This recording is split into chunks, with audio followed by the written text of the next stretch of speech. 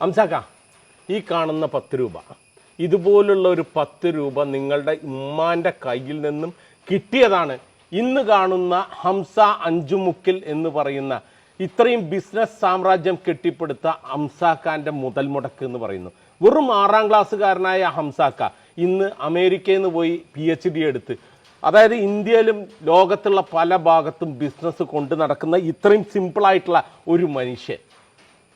ഈ ഒരു കഥ എന്ന് പറഞ്ഞു കഴിഞ്ഞാൽ ഇന്നത്തെ തലമുറയ്ക്ക്, ഇന്നത്തെ മാതാപിതാക്കൾക്ക് കേൾക്കേണ്ടതാണ്. എന്താണ് ഈ 10 രൂപയുടെ കഥ ഒന്ന് പറയും. ഇത് പുതിയ ഒരു 10 അല്ലേ? അന്ന് ഇങ്ങനെയല്ല, വളരെ ഒരു കറുത്ത് മുഷിഞ്ഞ ചുരുണ്ട് മടങ്ങിയ ഒരു 10 റുപ്യ എൻ്റെ ഉമ്മാടെ കോന്തല കെട്ടുന്നാണ് അയച്ചു തരുന്നത്. ആ 10 റുപ്യയും കൂടെ ഇല്ലാത്തൊരു ഹംസ ഉണ്ടായിരുന്നു. എൻ്റെ വീടെന്ന് പറയുന്നത് അപ്പൊ ഈ ഒരു വീട് കാണുന്നുണ്ടല്ലോ, അതിന്റെ അടിയിലാണ് നമ്മുടെ തറവാട് ഓലപ്പുര. ചോർന്ന് ഇതിപ്പോ മഴ പെയ്യുന്നുണ്ട്, ഇപ്പൊ നമുക്ക് ചോരാതിരിക്കാൻ പറ്റുന്നുണ്ട്. എന്നാൽ അന്ന് ചോർന്ന് ഒലിക്കുന്ന ഒരു ഓലപ്പുരയില് ഒരു ഭക്ഷണത്തിന് പോലും ഗതിയില്ലാത്ത ഒരു ഹംസ ഉണ്ടായിരുന്നു.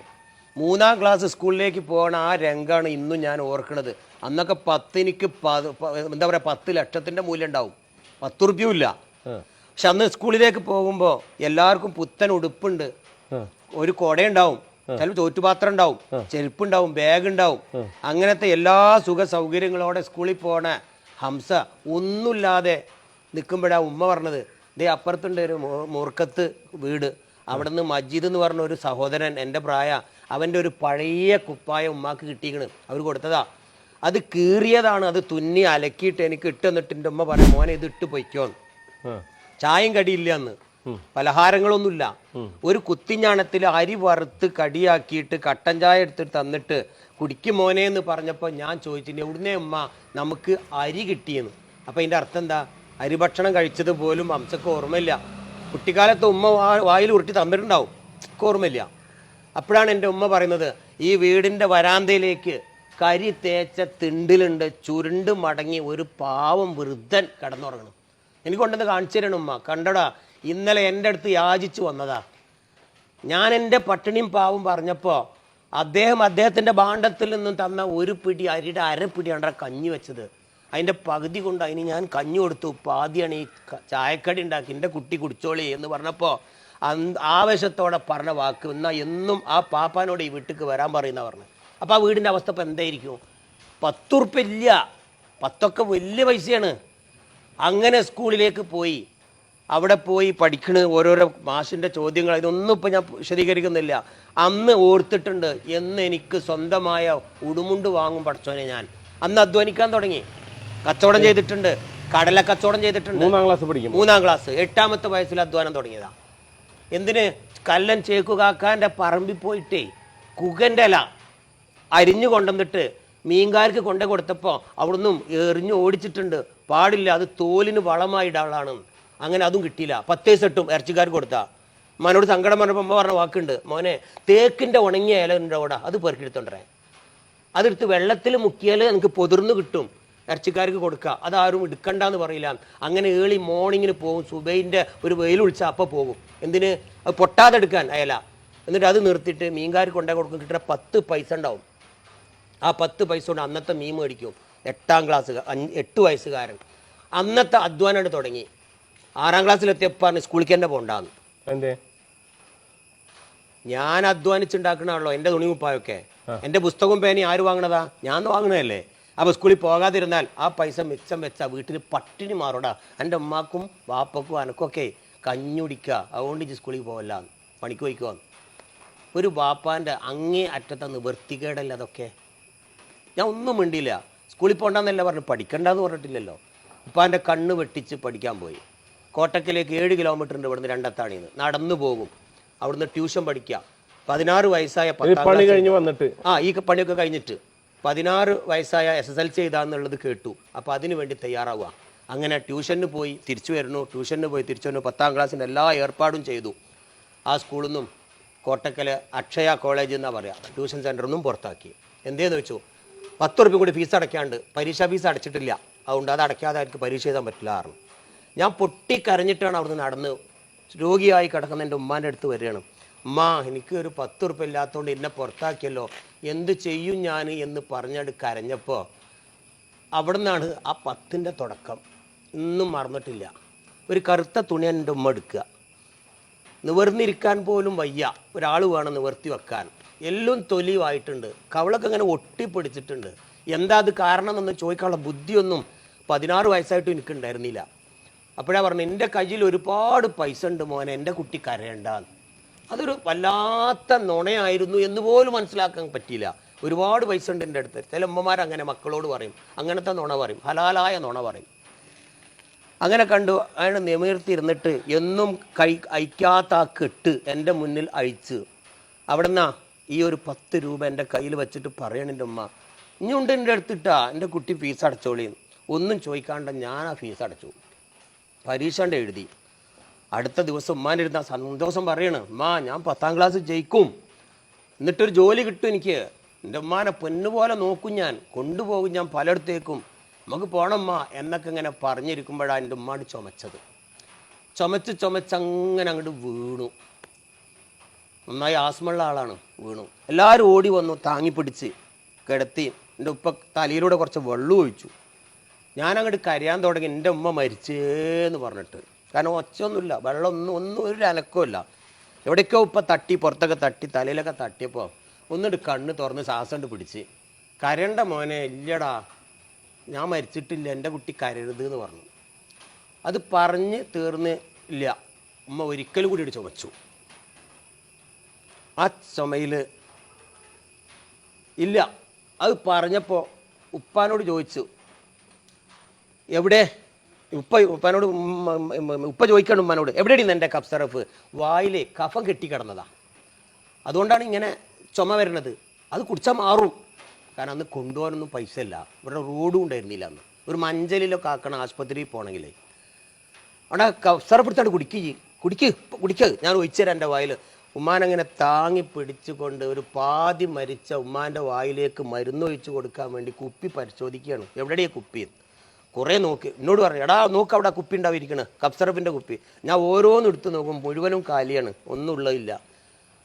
അതിലാണ് എൻ്റെ ഉമ്മ പറഞ്ഞത്, എൻ്റെ കൈ കൊണ്ട് പിടിച്ചു, ഉപ്പാൻ്റെ കൈയും പിടിച്ചിട്ട് പറഞ്ഞൊരു വാക്ക്, നിങ്ങളത് തപ്പണ്ട, എനിക്ക് നിങ്ങൾ കഴിഞ്ഞ ആഴ്ച തന്ന ആ പൈസ 10 ഉറുപ്പ്യല്ലേ മരുന്ന് മേടിക്കാൻ തന്നെ, അത് ഞാൻ മോന് ഫീസ് അടക്കാൻ കൊടുത്തു, ഓല് പോയി പഠിക്കട്ടെ, ഓലൊക്കെ നന്നാവട്ടെ. ഇത് കേട്ടതും എൻ്റെ കൈയും കാലും വേറെ തുടങ്ങി. റബ്ബേ, ആ പൈസയാണല്ലേ തന്നത്. ഞാൻ എൻ്റെ ഉമ്മാൻ്റെ മടിയിലേക്ക് കണ്ട് മറിഞ്ഞു വീണിട്ട് പറഞ്ഞു, ഉമ്മ എന്തിനാണ് ഇങ്ങനത്തെ ക്രൂരത എന്നോട് കാട്ടിയത്? നിങ്ങൾ എന്തിനാണ് അത് തന്നത്? എനിക്ക് സങ്കടമായിട്ടോ? ഇല്ലടാ, എൻ്റെ കുട്ടിയും നാളെ നന്നാവും, എൻ്റെ കുട്ടീൻ്റെ കയ്യിലൂടെ ഒരുപാട് ആൾക്ക് അത്താണിയോടാ എന്ന് പറഞ്ഞു തീർന്നില്ല. എൻ്റെ ഉമ്മ പിന്നെയും ചുമച്ചു. ആ ചുമ അവസാനത്തെ ചുമയായിരുന്നു. വീണു, താങ്ങിയിട്ട് കിട്ടിയില്ല. എൻ്റെ കൈ കിടന്നാണ് എൻ്റെ ഉമ്മ മരിച്ചത്.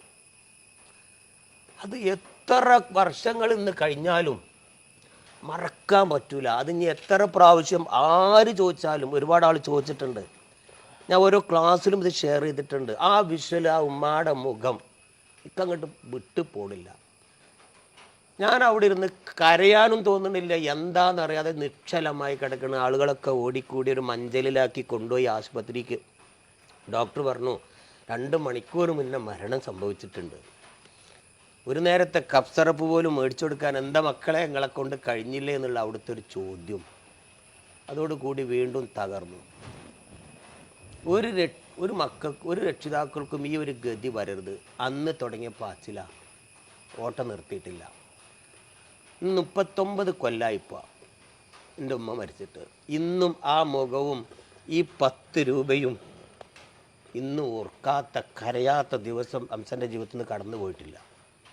ഇന്നത്തെ എൻ്റെ സാമ്രാജ്യം മുഴുവനും നിങ്ങൾ ചോദിച്ച് കറക്റ്റാ ഇതിൽ നിന്നുണ്ടായത് തന്നെയാണ്, ഒരു സംശയമില്ല.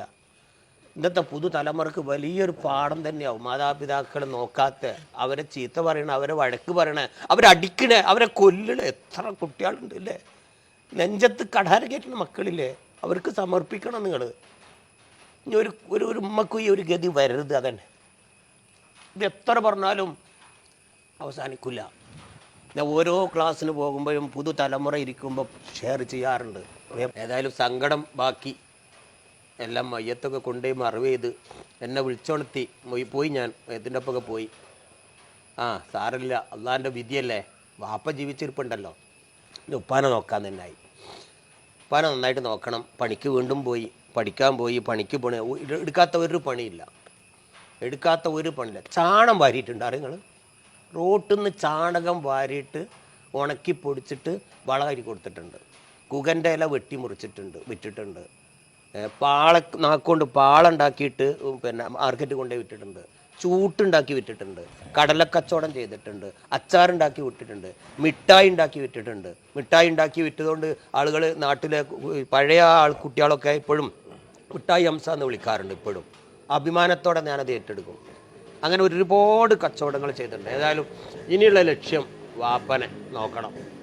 ഇപ്പോൾ ജീവിച്ചിരിപ്പുണ്ടല്ലോ, ആരോഗ്യത്തോടെ ഇരിക്കണ്ടല്ലോ. അങ്ങനെ ഒരുപാട് പണിക്കൊക്കെ പോയി സൈഡായിട്ട് കുറേ കോഴ്സുകളെടുത്ത്, കാലിക്കറ്റിൻ്റെ ഒരു ഓപ്പൺ ബി ഒക്കെ എടുത്ത് അതൊക്കെ തോറ്റുപോയി.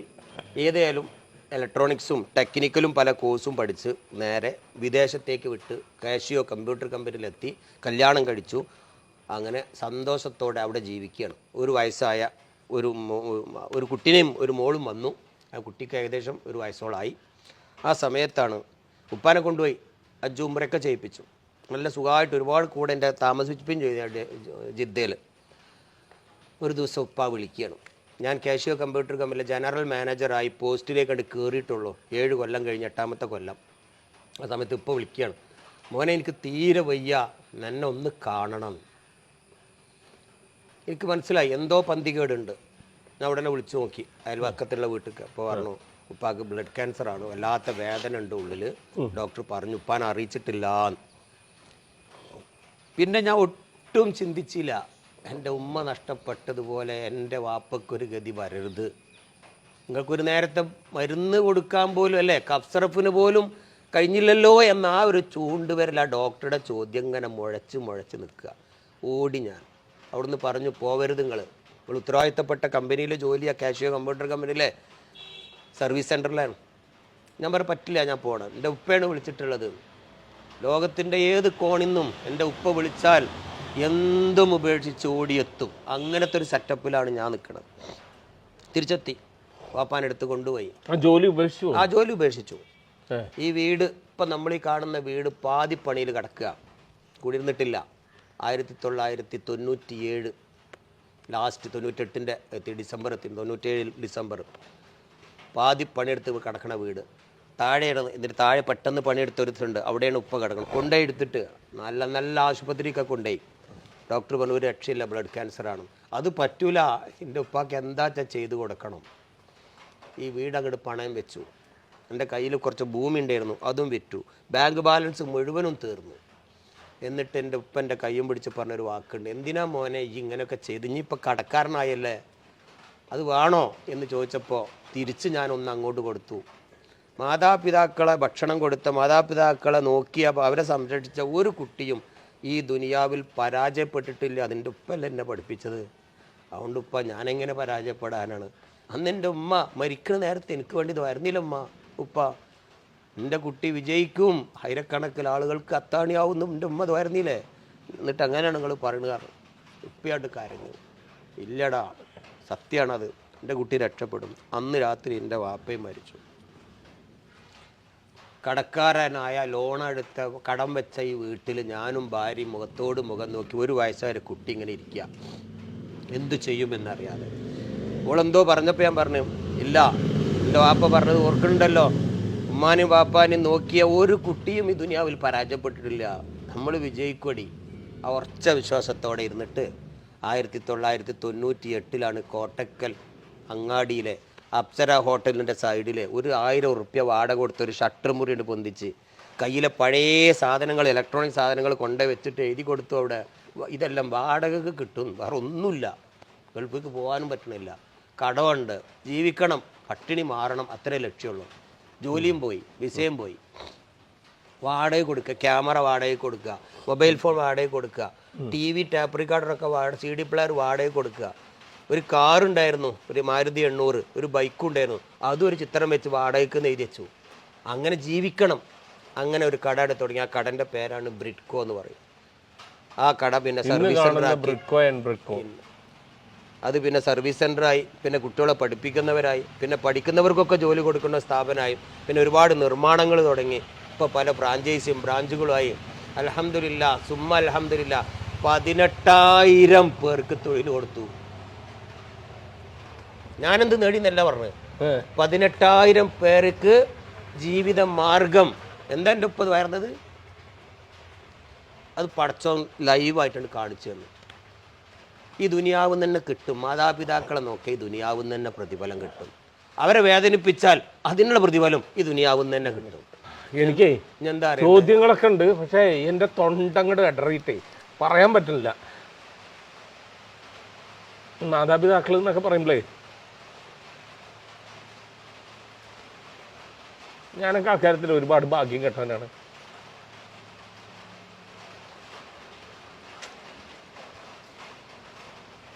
അല്ല, ഇന്നത്തെ ഓരോ വാർത്തകൾ ഇങ്ങനെ കേൾക്കുമ്പോഴേ